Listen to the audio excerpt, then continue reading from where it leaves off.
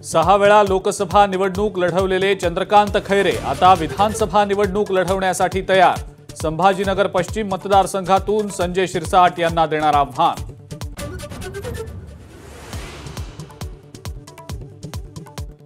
काही पक्ष हे महाराष्ट्र विरोधी भूमिका घेण्यासाठी बनले।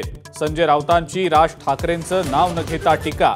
भाजपला पाठिंबा देणाऱ्या राज ठाकरेंची महिन्याभरातच स्वबळाची भाषा कशी असाही केला सवाल।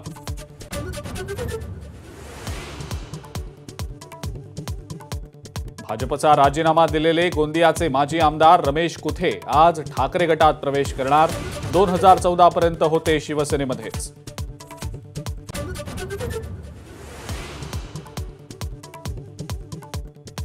शिंदे गटाची पुन्हा हायकोर्टात धाव। ठाकरे गटातले आमदार अपात्र करण्यासाठी तातडीने सुनावणीची मागणी। अध्यक्षांच्या निर्णयाला आव्हान।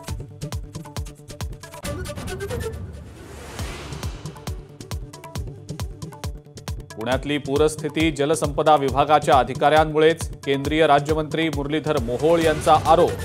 पूर्वसूचना न देताच खडकवासला धरणातून पाणी का सोडलं असा सवाल।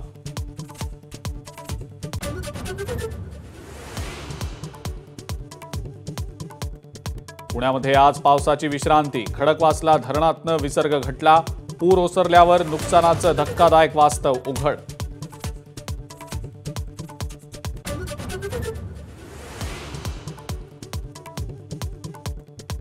मुंबईला पाणी पुरवठा करणाऱ्या 7 धरणांमधला पाणीसाठा आता 71%वर। 2 दिवसातच 13% वाढ। वैतरणावरच्या 3 प्रकल्पात 71% पाणीसाठा।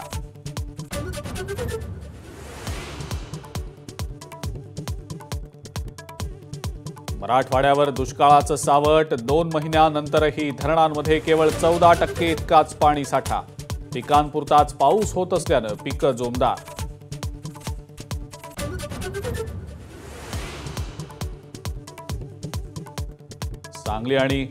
सांगली जिल्ह्यामध्ये कृष्णा आणि वारणा नदीला पूरस्थिती। कर्नाळ रस्ता पाण्याखाली। पलूस तालुक्यातल्या काही गावांचा संपर्क तुटला। कोयना धरणातनं 20,000 क्युसेक्सनं विसर्ग सुरू।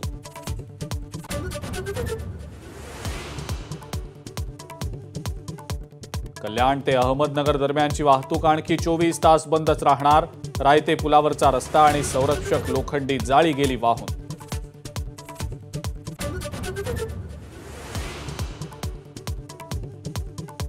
शिर्डीच्या ग्रामस्थांचा साई संस्थान विरोधात भव्य मोर्चा। मंदिराचे 4ही प्रवेशद्वार उघडे करण्याची मागणी। मंदिराबाबत निर्णय घेताना विश्वासात घेण्याचा ग्रामस्थांचा आग्रह।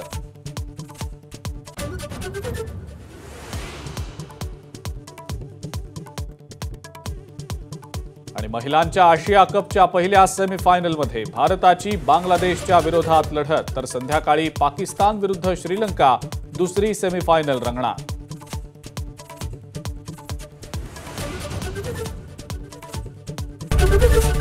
एबीपी माझा, उघडा डोळे बघा नीट।